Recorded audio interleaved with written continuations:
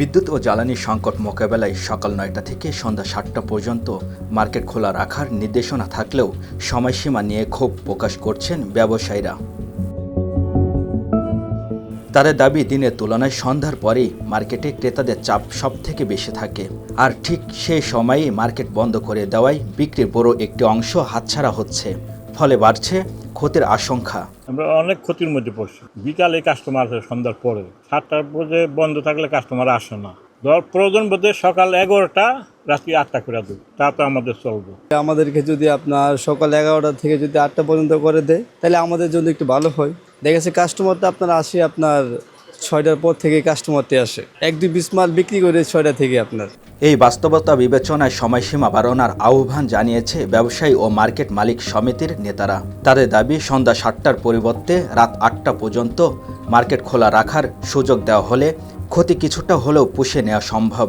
ক্ষতি বলতে আমাদের মনে করেন যে ব্যবসা বাণিজ্যটা হয় কিন্তু বিকেলবেলা সন্ধ্যার পরে, এই সময় মনে করেন যদি আমাদের কাস্টমার যদি না আসতে পারে তাহলে তো আমাদের তো মোটামুটি অনেক ক্ষতিগ্রস্ত হয়ে যাবো আমরা। কারণ আমাদের দোকানপাট আছে, ভাড়া দিতে হয়, সরকারি ভাড়া আছে, কর্মচারীদের বেতন দিতে হয়, অনেকে আবার দোকান ভাড়া করে মালিকদের ভাড়া দিতে হয়। তো এইসব ভাড়া টাড়া দিয়ে অনেকে ক্ষতিগ্রস্ত হয়ে যাবে। যদি এই সুযোগটা আমাদেরকে দেয়, হয়তো কিছুটা হলেও আমরা ক্ষতির থেকে বাঁচতে পারবো। এদিকে নির্ধারিত সময় মেনে মার্কেট বন্ধ নিশ্চিত করতে নেওয়া হচ্ছে কড়া পদক্ষেপ। বন্ধের সময় হওয়ার সঙ্গে সঙ্গে বিচ্ছিন্ন করা হচ্ছে বিদ্যুৎ সংযোগ।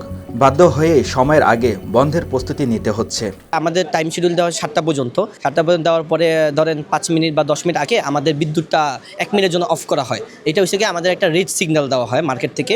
এই রেড সিগন্যালটা যখন দেওয়া হয় তখন আমরা বুঝি যে আমাদের বন্ধ করার টাইম হয়ে গেছে।